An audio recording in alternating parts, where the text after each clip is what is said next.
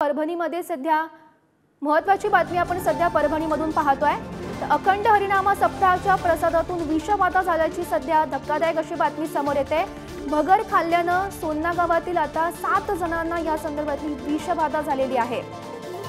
तर धक्कादायक अशी बातमी आपण परभणीमधून पाहतोय। अखंड हरिनाम सप्ताहाच्या प्रसादातून ही विषबाधा झाल्याचं सध्या समोर येत आहे आणि भगर खाल्ल्यानं सोन्ना गावातील 7 जणांना ही विषबाधा झालेली आहे।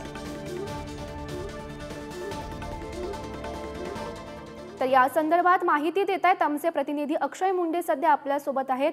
अक्षय, सध्या हा अखंड हरिनाम सप्ताहाच्या प्रसादातून विषबाधा झाल्याचं सध्या समजतंय। नक्कीच गौरी, परभणी तालुक्यातील सोन्ना गावामध्ये अखंड हरिनाम सप्ताहाचे आयोजन करण्यात आले होते। काल एकादशी असल्यामुळे सप्ताहामध्ये भगरीच्या प्रसादाचे वाटप करण्यात आले होते। हा प्रसाद खाल्ल्यानंतर गावातील 400 पेक्षा अधिक जणांना विषबाधा झाली।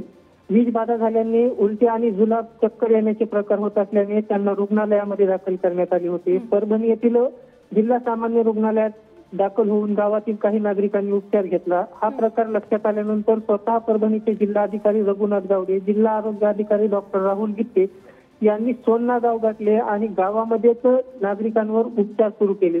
विशेष म्हणजे आरोग्य विभागाकडून गावातील नागरिकांवर उपचार करण्यासाठी 7 डॉक्टर त्या ठिकाणी उपलब्ध करून देण्यात आले होते। गावातील 12 नागरिकांवर उपचार करण्यात आले आहेत।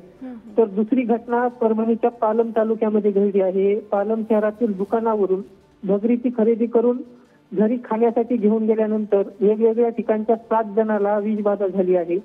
त्यांच्यावर पालम शहरातील खासगी रुग्णालयामध्ये उपचार करण्यात येत आहेत। दोन्ही घटनेतील विषबाधा यामध्ये 7 जणांना ही विषबाधा झालेली आहे आणि त्यांच्यावर सध्या उपचार सुरू आहेत।